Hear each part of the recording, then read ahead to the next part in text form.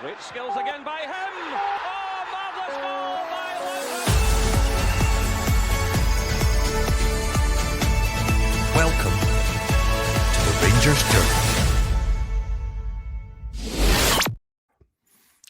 Good evening, Bears, and welcome to the Rangers Journal on this Thursday, the 8th of January. We are now into 2026. Can you believe it? How time flies.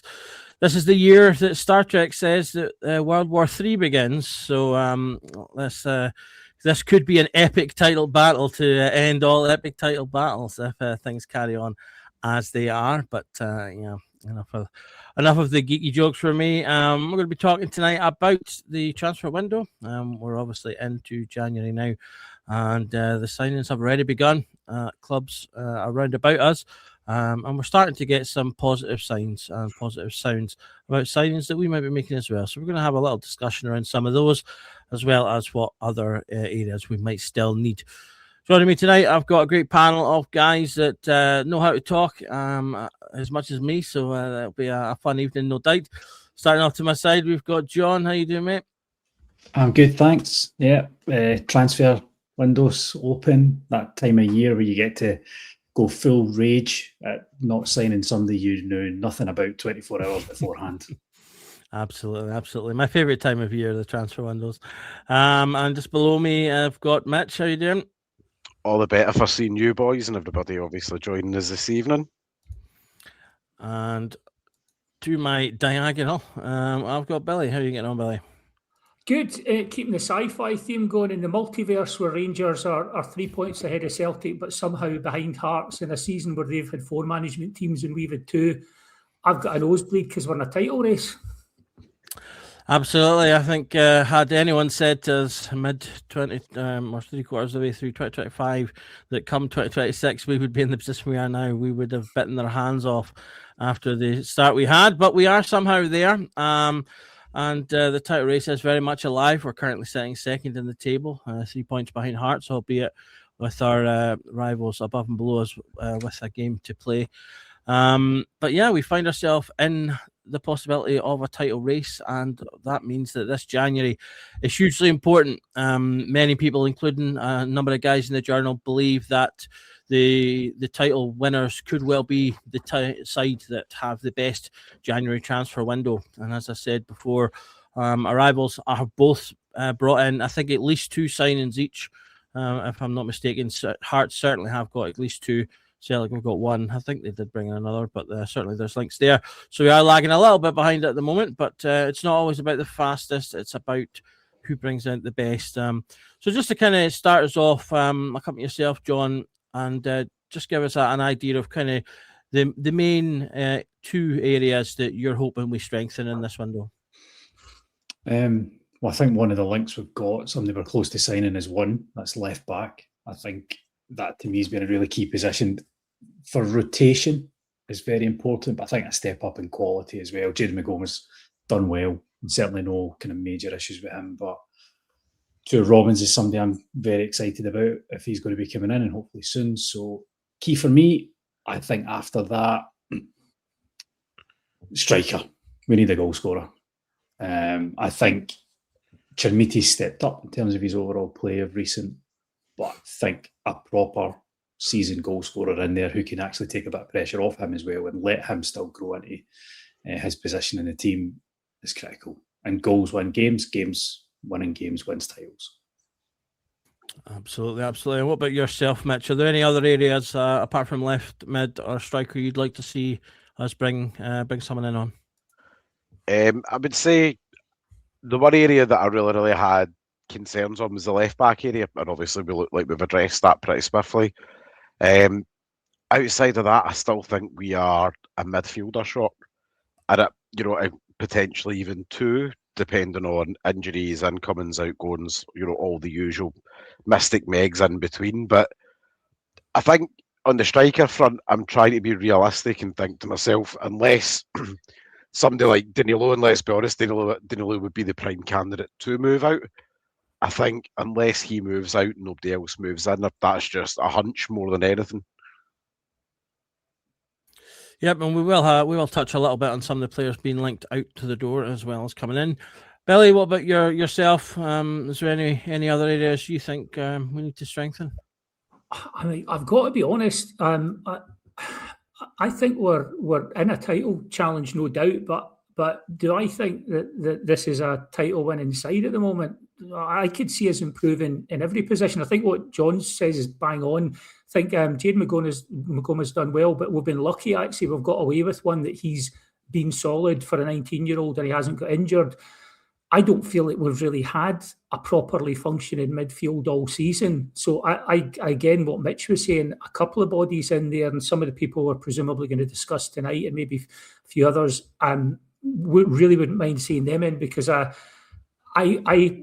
think maybe Mitch called me out in this. I feel that Raskin turns up when he feels like it at the moment and is playing for his place at the World Cup. How that's going to go towards the end of the season, I don't know. I would love to see us get a striker in, but where you're going to get a decent, effective striker available in January, that's a question. So I would take reinforcements anywhere, but if I had to choose two, I'd probably go for left back and midfield at the moment.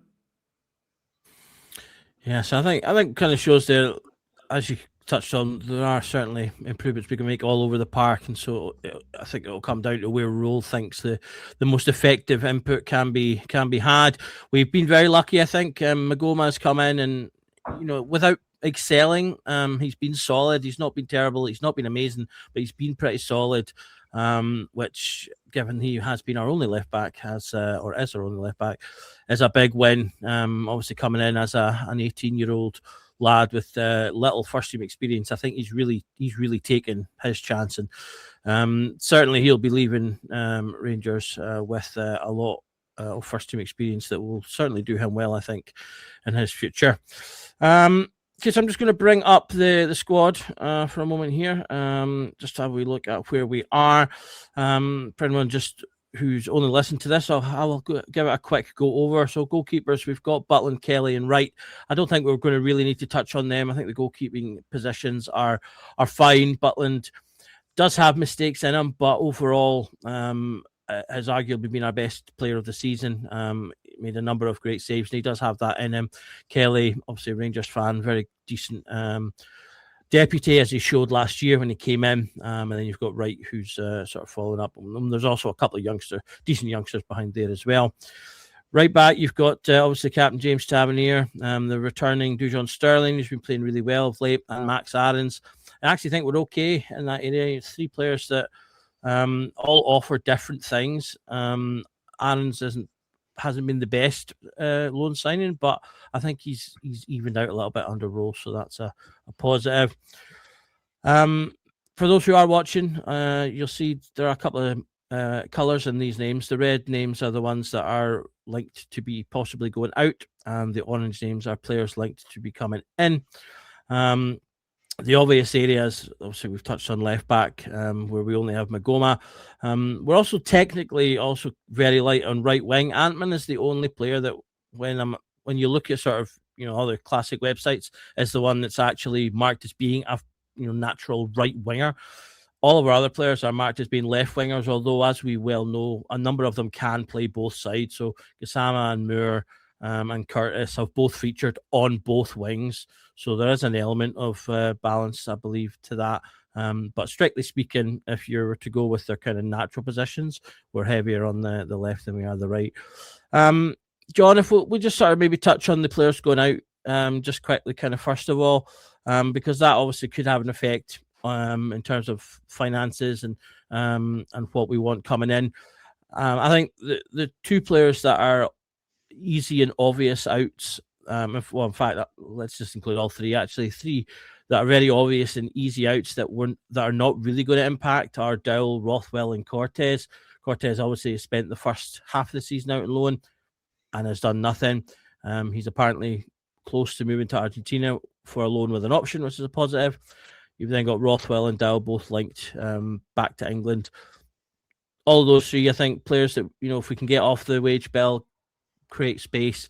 I don't think we really need to be looking to be too pernickety in terms of the fees, particularly with Dowell and Rothwell, unless you disagree. But three players, I think, as I say, can go out without without harming the team, but creating space. I think in terms of Rothwell, I'd certainly be trying to get something back. We paid some money out for him, and I think he's still got a decent reputation down in the Championship if that's where he's going to go. So it makes sense for that move. Dowell, he's got 6 months left in his deal. Get somebody to pay his wages to the end of the season. Don't worry about transfer fees.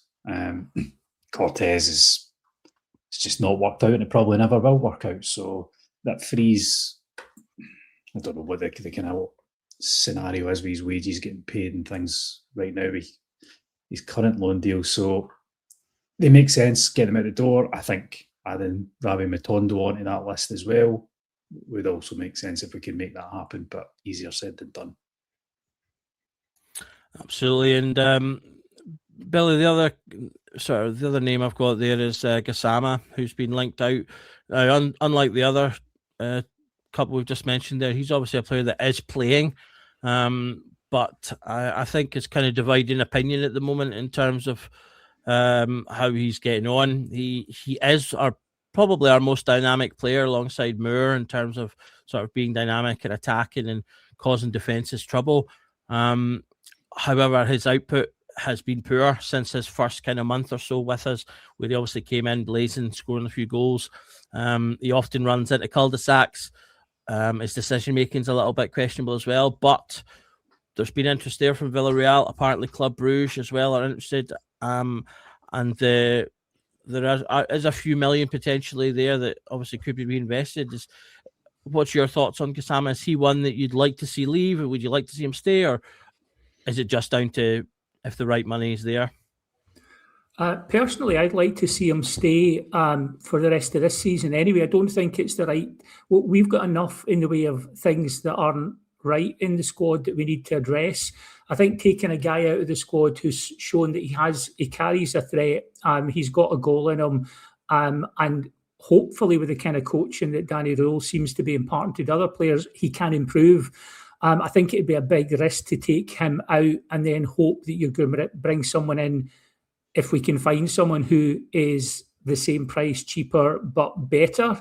I know there's a lot of people like Finlay Curtis, and I know he brings goals to the team, but again, he's another player a wee bit like Bailey Rice. He comes into the team and he's tidy, and I don't really see much beyond the odd goal that makes me think, this guy's going to have a future in a Rangers first 11. So whether or not you might want to sell Gassama in the summer, if there was a good bid and if we've got a slightly more cohesive plan for what we're doing going forward, maybe. But I'd be loath to let someone go who is effective, because you only need Mikey Moore. Apparently he's got a wee bit of a muscle issue that may or may not keep him out of the weekend. Immediately we start to look quite light there, because like you say, we've got Antman is the main option in the right wing. Theoretically, you've got Matondo, who'll maybe turn up for 3 games this season and then get injured again. Curtis isn't really doing it, and Cortez is I have to say, Mitch, I think your prediction that he's going to bring us in 12 million at the end of this season is looking long odds at the moment.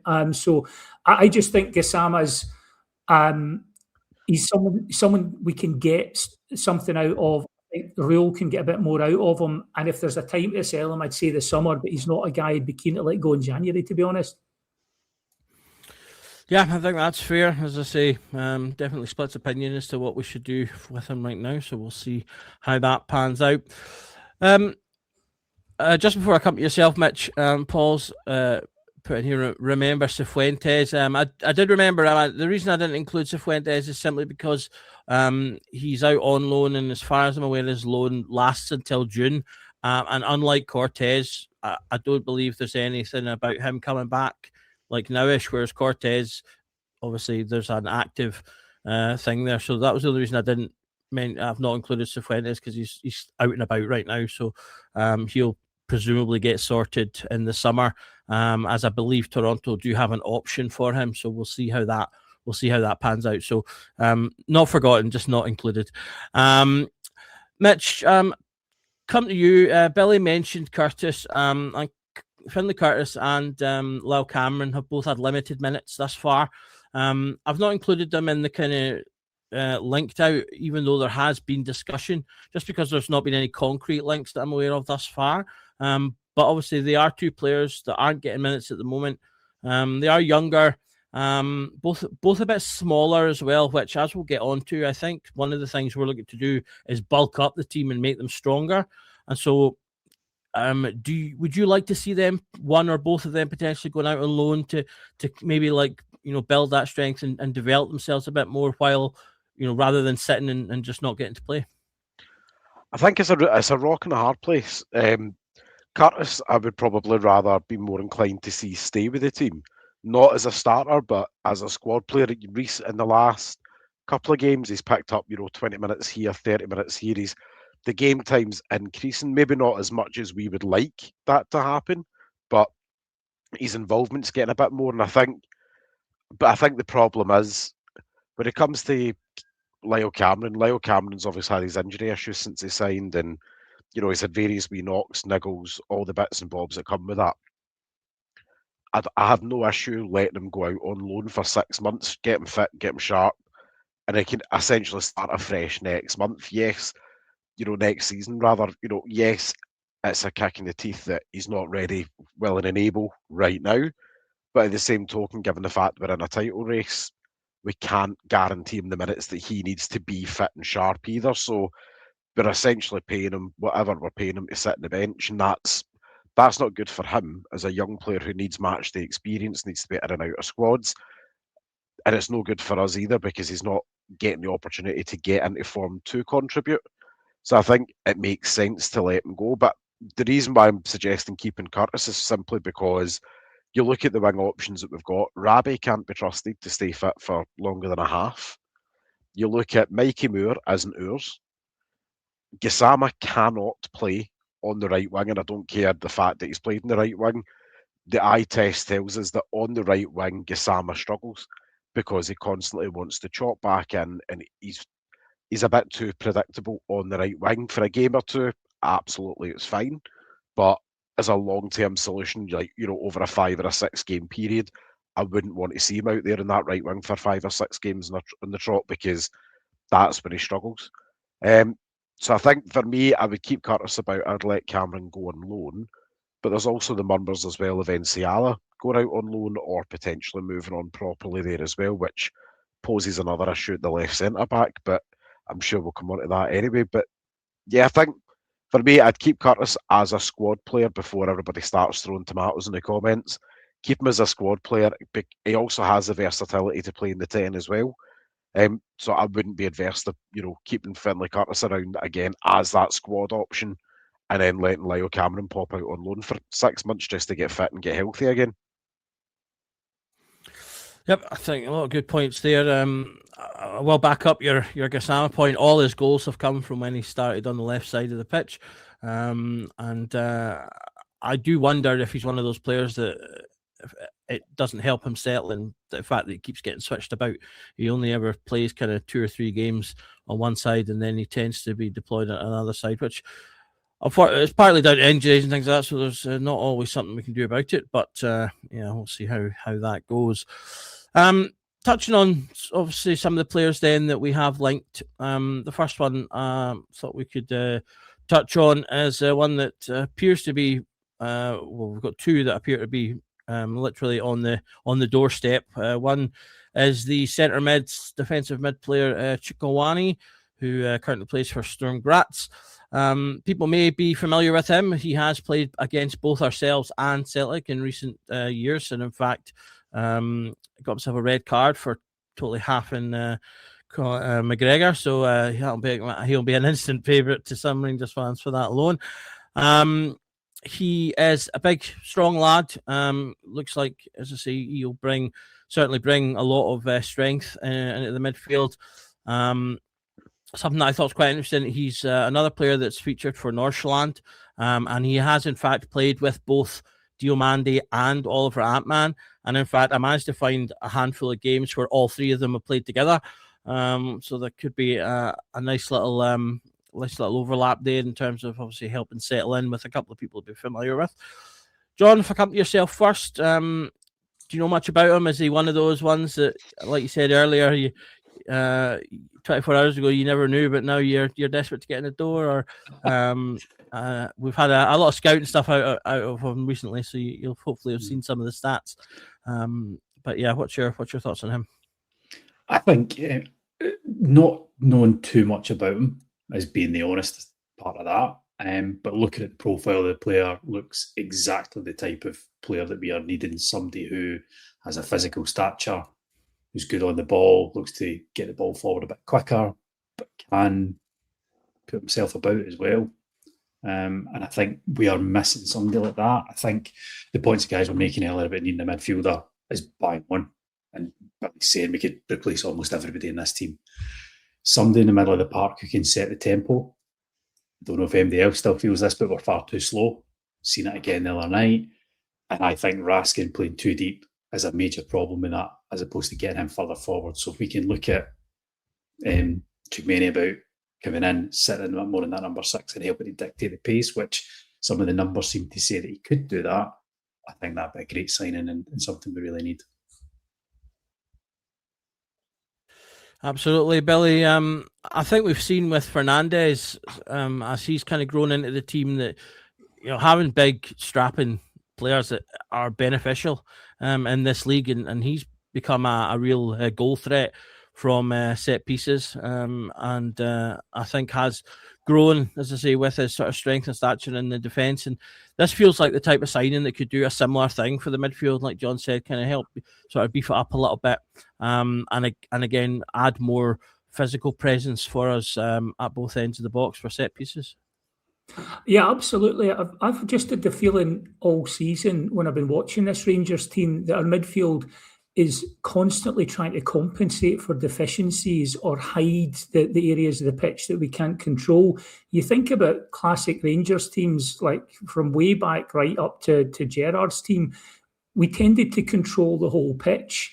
And it's almost like we're trying to find, little hacks to work around the shortcuts in midfield. I would love to see a box-to-box midfielder. I think we've been crying out from the start of the season for someone who, like John says, can actually somehow control the tempo to a certain extent, because I don't feel like we have that just now. I feel like a lot of the time we're kind of quite reactive, and Raskin can be proactive, but he's quite good in a reactive sense. Barron's running about putting fires out. I would love to see that big physical presence, because again, we've sort of drifted into being quite a small side the last couple of years.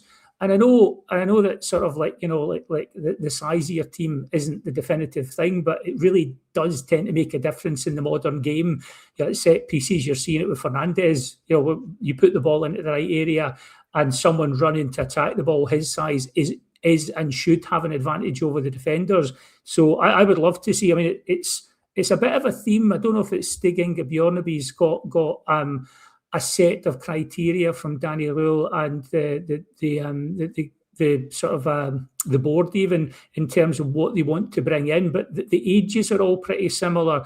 A couple of them are in the 6'3", 6'5" territory. I think two Romans is a wee bit under 6 foot, but most of them are big units. They're young, they're healthy, they're going to be able to cover the ground. I'd love to see someone of this profile. I'd be lying if I said I'd seen much of Chukwueze, but he sounds like exactly what we could be doing, with big, energetic, and filling in some of the gaps and actually driving us forward. Because a lot of the time, I look at that side at the moment, it doesn't look like a title-winning midfield. It looks like if Celtic get their act together, then they'll pose us some problems, and Hearts already have. So, yeah, I would love to see someone of that profile in the midfield. Yeah, and Mitch, speaking of profiles, I feel like there's a lot of overlap with the main strengths of Chukwueze and Connor Barron. Although they're very different in terms of build and certainly of stature, I'll be interested to see if he signs, if he's a player that will play alongside Barron potentially, or if he's someone that could potentially replace Barron, depending on obviously how he does. Now, Barron obviously right now is arguably the first name on the team sheet with the performances he's been putting in. That there could be role for both, however. In terms of so I think Chukwueze has the potential to excel maybe more in European games. But what's your kind of thoughts on, as I say, the possible overlap in their core skill sets? So there's a world in which the Chucky's actually been moulded into a six over at Sturm Graz as opposed to being an out-and-out natural six. He's also quite happy playing as an 8, playing a wee bit further up. I think there's a way that they two can quite naturally complement each other, where you let Connor Barron go and put out the bin fires in the middle of the midfield, and you let Chucky go and do the hard yards up the pitch. He's a very good runner with the ball at his feet. He's pretty tidy. He goes about his business well, and at 6 foot nosebleed, it's going to take one of those big Vikings coming across there from Scandinavia to come and get him. I think that's the world in which I see that he can add that physicality that Connor Barron doesn't quite have. But I think the only issue that I've got really with both of them is I don't really want to particularly see either of them taking a shot at goal because we know how it goes. But if they can provide the assists on the plate for either Nico or Asgard, insert whoever else is playing in the 10, even Bajrami when he's back, depending obviously, on his situation this season, I think that works. Also, Doug, I do need to chin you for a moment here when we're speaking about Mr. Manny Fernandez. Can we get that right of Manny, the match winner Fernandez, while we're here? Has he won as any matches? He has, single-handedly. Look at him, beautiful unit. I quite like this Big Shug here saying the lad from Sargas has a touch of Morris Edu about him. I like that as a comparison. I was a big fan of Morris Edu. I thought he was a great player, and then famous goal against Celtic as well. Something that will always help keep you remembered among the Rangers faithful. But yeah, I thought he was a really tidy player, Morris Edu, and if he can come in and give us similar to what Morris did, then I'll be quite happy with that. The other player that's reportedly kind of on the doorstep practically is Tur Romans, who is a Belgian left back, 22 years old. He can play a little bit further up the field, I believe, as well. He's currently playing for Westerlo in the Belgian Pro League, which is the club, I believe, that our former coach Shirai is currently at. So a little link there as well. Solid player. Came through Genks Academy before making his breakthrough at Westerlo, and he's been a sort of a regular starter there. Again, he's a strong tackling. He's got good stats amongst his duels. He's meant to be fairly decent in the air, and rarely find himself getting bookings or sending offs. Decent ball progression. And just sort of sounds like an all-round solid defender. Again, another reasonably tall player as well. And it's again left-footed for that left side. John, you mentioned left back is an area that you wanted to see strengthened. So you're happy to see us straight in with a link to a player for that position? Yeah, I'm delighted with the player that we've been linked with as well. I first heard about Tur Romans last summer. He was in an article done by Scouted, and they were going through fullbacks in the top 5 leagues, and there was certain metrics he came out top. And it was looking at overlapping and underlapping runs from fullbacks getting forward, and his numbers were through the roof. And it was really good. That was when he first came to me, and I just looked into him a little bit since then. So that was a really nice link when he came out, because he can defend as well as get forward. He's got a really good engine from what I've seen of him, what I know of him. And I think we've kind of focused a lot on trying to get experience in, and a lot of people talking about getting experience in, but you can still get younger players. They're not young players, but they're younger players with good experience that can grow, but also do the job just now. And I think he's going to be one of those guys. So really excited by him, and think it could be a really good signing for us. Yeah, Billy, something that I like to see when being linked to players is players that have played a lot of football. One thing that you will get if you come to Rangers is playing a lot of football. Obviously, we tend to be involved in 4 competitions a year, and we've seen, obviously, to our great detriment, what having too many injury-prone players can do. But past 3 seasons, he's played 30 plus or 25 to 30 plus games. Played 40 games last season, and he's been, I think, pretty much ever present this season.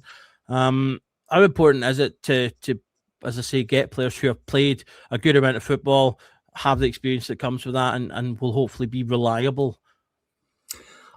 I mean, I think it's like everything else that we need a balance. And one thing that I'm a wee bit concerned about still going forward is experienced pros and a leadership group there. But in terms of Tour Romans, it's that sweet spot that I think Rangers under the 49ers are going to try and expose. They're going to go for players from, I'm not going to say Belgian league is inferior, but lower profile leagues or lower profile clubs.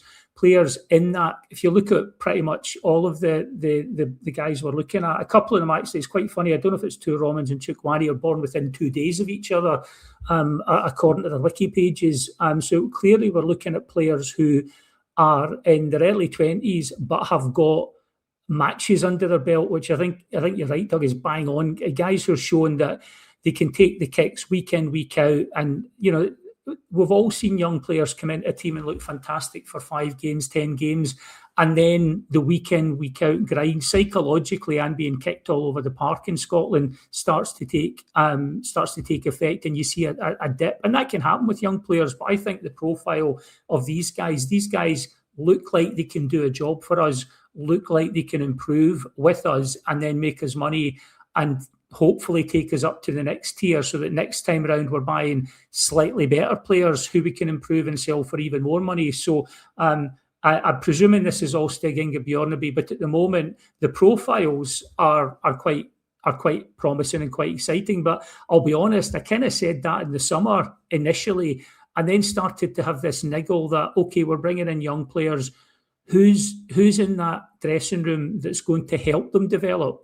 Because they're going to need that as well. Danny Rule can do obviously a lot of good in terms of coaching and making them better players. But where are the Scotty Arfields or the seasoned pros who, when games need managed or when they need advice off the pitch, can do that? I know Tav is good, and I know that Jack Butland's part of leadership group, but that's not a winning leadership group in recent years. So I wouldn't mind us also, as well as bringing in that sort of profile, at least one seasoned pro.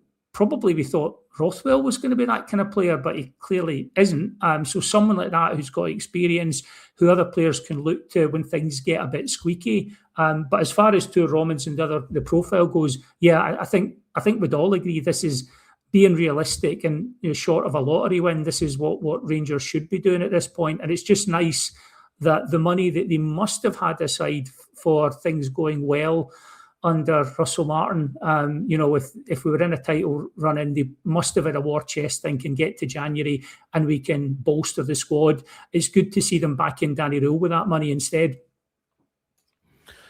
Yeah, absolutely. I thought I was listening to, I forget if it was today's Daily Update or yesterday's, on Heart and Hand, and they made a really good point there that Danny Rule, I think, has earned the right to be backed in this window with the good work that he's done. And I think we are starting to see that there. Paul in the comments is mentioning that we're getting Romans rather than Penrice because of his age. I do think that is a factor. Penrice, I believe he's 28, I think 27, 28. So that is a factor in that. I also think AK weren't super keen to let Penrice go. They're, I believe, top of their league right now, or if not, very close.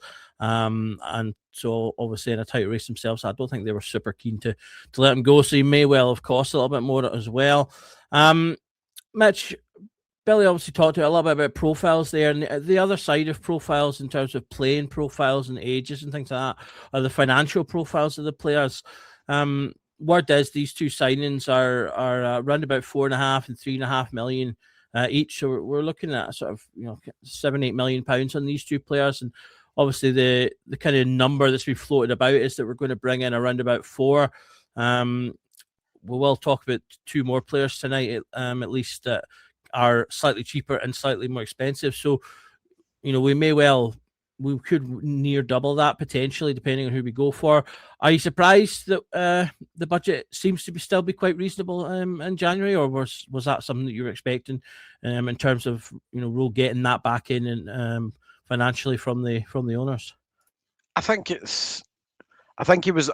whoever, as opposed to just Danny Rule. The one comment that James Taylor's consistently made was there's headroom. There's always been headroom to spend money should we want to spend it. when we were looking at, I don't know if it's PSR or FFP now, whatever it is under the UEFA rules. But, we had we've always had headway within there. But I think, I'm not overly surprised to see them spending. And I'm not overly surprised at the profile. See, touching on the profiles of the players there, Chucky's had just under 100 first-team appearances at first-team level. So we're not talking about, if you break that down into an average season, that's what, 3-4 full seasons of adult level football. And then when you look at the other side there of it, the left back lad that we're bringing in there, Romans, he's had just under 60 first team appearances. And that's, I believe, exclusive of cups and stuff like that as well. They're experienced boys that when you look at those number of appearances, that's a betterment of 2 full league seasons that they've played. In the left back's case, and then in Chucky's case, he's played probably the equivalent of about 2.5 full seasons. So that's, he's got the initial battle scars in there, that way. So, I'm all right with that, and I'm quite happy and quite comfortable. I think, just to echo on what Billy said, I would probably still like to see another experienced player, maybe 26 to 30, somebody that's not been brought in with the transfer model in mind. Somebody who's been brought in to say, you will be here for, let's say they're 30, you'll be here for 2 or 3 years, and then you will move on elsewhere, either, for a wind down contract or you'll retire with us. I think that's maybe, it also eases some of the load on the likes of Butland, on the likes of Tav. I think, for me, you should have a leader in each area of the pitch. You should have a backline leader, whether that be the keeper, whether that be somebody in the defence. You need a midfield leader. When you look at our generation growing up, we've seen players like Barry Ferguson, for example, in the middle of the park, barking at players, giving the instruction on the pitch. So you assume he was giving good advice off the pitch. And then you look at the striking department again. Urira growing up, we had guys like, Dado Prusho in there. We had guys like Jelavic in there giving advice to younger players behind him in the pecking order. And I think, right now, I think Danilo's had whatever issues Danilo's had, whether they be fitness concerns, whether they be how we play, etc., etc. I think for me, he's not stepped into that kind of mentor role very well. I think Majowski's kind of stepping in there, but I think for Danilo, it's completely alien and not part of who he is at the moment. So I think that's kind of where I see kind of where Billy's at, where if we're bringing in experienced guys like Chucky in the midfield there, obviously, again, he's young, mobile, but he's got a good few seasons under his belt. I still have slight concerns on the left-hand side of our defence, just, again, with the raw age of them and the experience level of them. Again, when Cornelius comes back into the fray, though, Cornelius kind of allays that fear for me, where I go, we can afford to have an 18-year-old left-back, or we can afford to have a 21-year-old left-back in there, because he's got an experienced player in beside him who's going to walk him through a game to say, know when to show, know when to go. He's going to tell him, stay now, go now. Absolutely. We'll see if we bring in more experience, if that can help with those things as well. I'll take this point, we're just over halfway through, to give a shout out to our sponsor, the Bluebells Bar at Puerta del Carmen. If you're out in that area, neck of the woods, you can enjoy a drink there. They do both party nights and quieter nights. You can get food, you can get drink. They show every Rangers game, so you don't need to miss out on the football while you're there. And they've got, obviously, a full selection of tipples to meet your fancy. So pop in, tell them that the Rangers Journal sent you, and enjoy a wee baby while you watch the game in the sun or the shade, if you're not as big of a sun person, just there for the heat, which I would love to have right now, as I'm starting to certainly feel the cold as winter takes on. I'm going to let it open up to whoever the guys would like to talk about next. We've got a couple of other links we've had. We've Mbayamba, if that's how it's pronounced. Apologies if not. A possible centre-back coming in from FC Volendam. He, I believe, is out of contract in the summer, so he would potentially be It could be a pre-contract signing, or if we maybe get the pre-contract tied up, maybe we can get him in on the cheap now. And then we've had a couple of links for that kind of central midfield role. So one has been Jan Serto Dahl, and more recently Silas Anderson. Both younger players, sort of in their early 20s.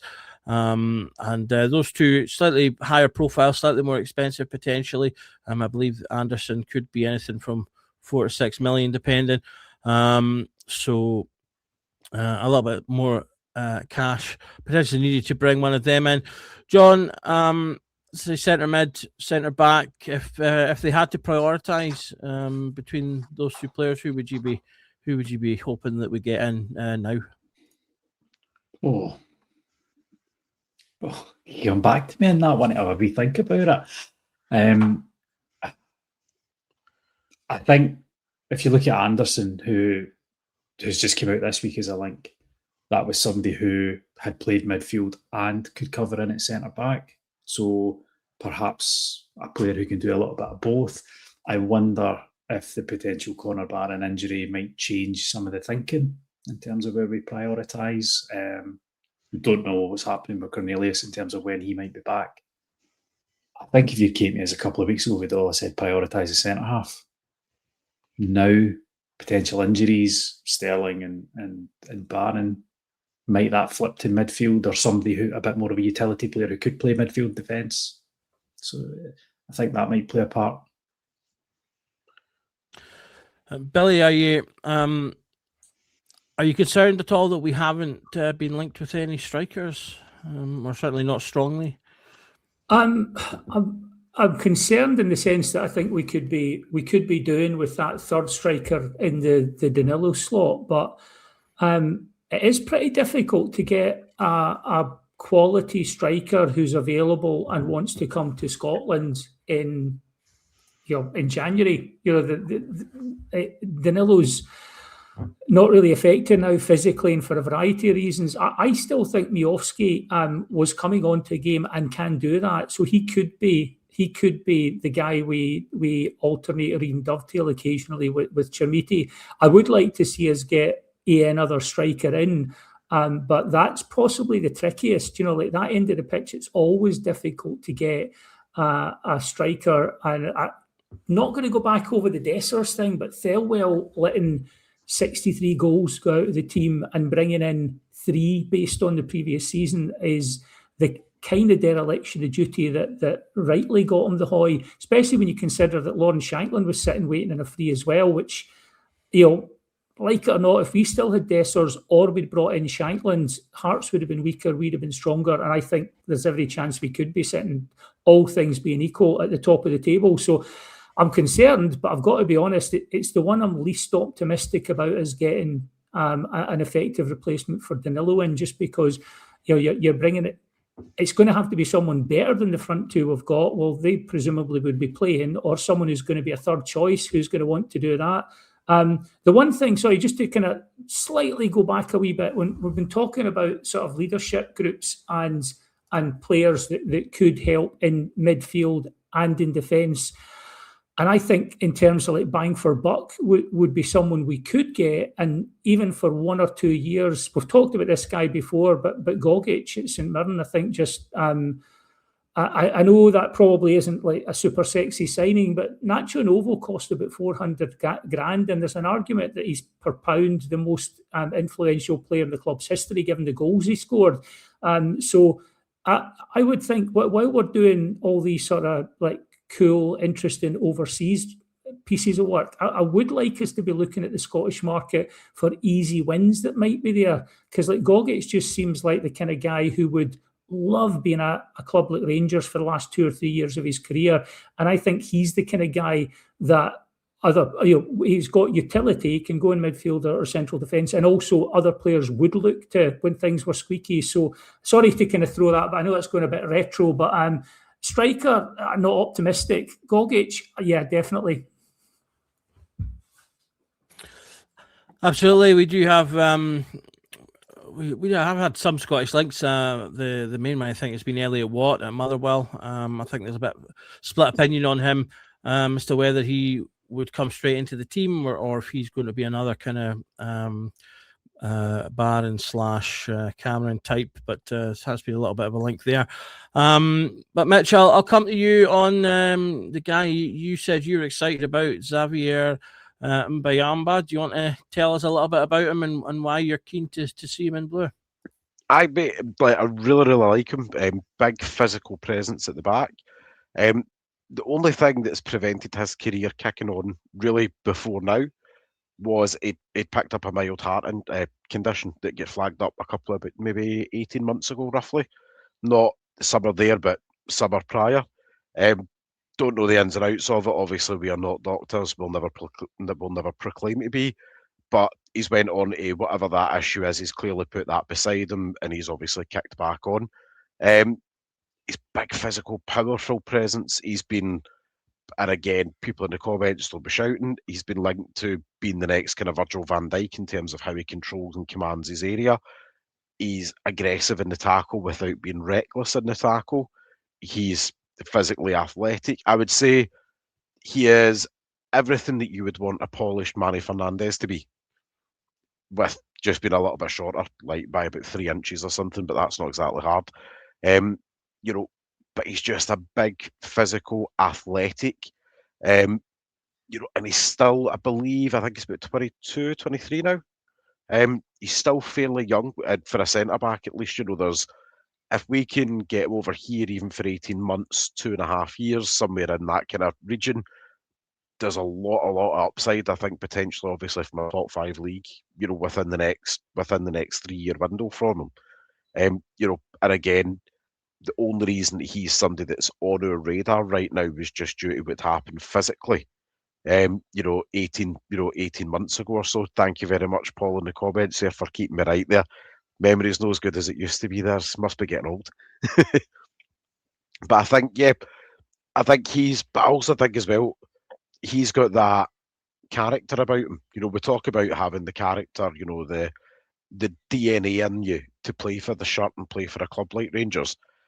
When you have a player who is 24 and is at one point being told your thoughts and dreams of your career getting into one of the top leagues in the world, when you're told that at the age of kind of 21, 22, that it might not happen because of a heart defect, but to bounce back and then get yourself on the pedestal, to get yourself moving back up the rungs of football again, I think that speaks volumes to the guy's character and tells you everything, about somebody who's going to seize the opportunity to be in a shirt like this.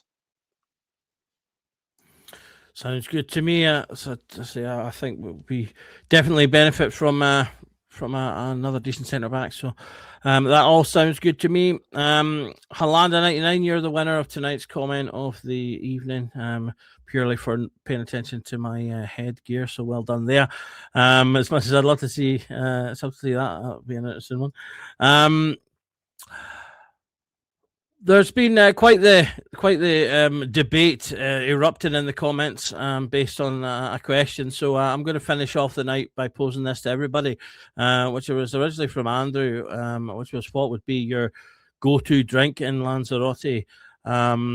So for me, during the day, it'd be Fanta Lemon. I love Fanta Lemon. I don't know why. I discovered it in Spain originally, and it became my go-to drink during the day. And then in the evening, there's nothing better than just a nice, cool, crisp pint of lager in the sun, as far as I'm concerned. But I'm going to finish off by putting that question to everybody. So, John, what is your go-to tipple if you were visiting Bluebells in Puerto del Carmen? Oh, I'd definitely be looking for a single malt whiskey. Can't go wrong there. Billy, yourself? Through the day, it'd be a margarita, and like John, in the evening, I'm a single malt guy. So, something nice and summery, a space side, something like that. And Mitch, what about yourself? When you're sitting in the sun at Bluebells, what are you going to be reaching for first? Be going for a nice rum and lemonade while we're there. Get the sweat going and get enjoying the scenery while we're there. Or I'll take a rum and apple juice while it's there. Rum and apple juice, an interesting one. Got David in there going for a Highland Park. Smoke wants to end us all with the Black Sambuca. What smoke? I'd certainly join the guys in a single malt as well. I do enjoy whiskey, so But yeah, as I say, just in the sun, there's something about a crisp pint that just always hits the spot. So I've got 15 seconds to hit the what is apparently the golden 50 minutes. So I'm going to wrap it up there. Thanks to the guys for joining us. We'll be back tomorrow at lunchtime with the afternoon show. So do tune in for us then. And obviously we'll see what we've got in tune for the weekend as we go to Aberdeen. Very quickly, John, you got a prediction for Sunday? 2-1. I think we'll do it. 2-1, Billy? I'll be honest, the injuries and the fact we're playing them so close together has got me concerned, because teams don't often get to work out the kinks in real time, and they're getting a second shot at us. I'd take any kind of single goal victory, so I'll go with John's 2-1. 2-1, and Mitch? 4-0 to us. Chermiti for the double. Blind faith and optimism. That's what I'm running on. Good stuff. I'm going to say 3-0. I think I think it'll be a more difficult game, but I think we'll get the victory. Aberdeen are pretty poor at the moment, so hopefully that will continue things as we go. So thanks everyone for tuning in. If you haven't already, please hit the subscribe button and like the video. If you really want to go the extra mile, you can become a member for 99 a month as well. But we're just glad to have you here and watching. We're, as I say, back tomorrow at 12 o'clock, so do tune in for that. I just remember that every night is a Rangers Journal night. Cheers.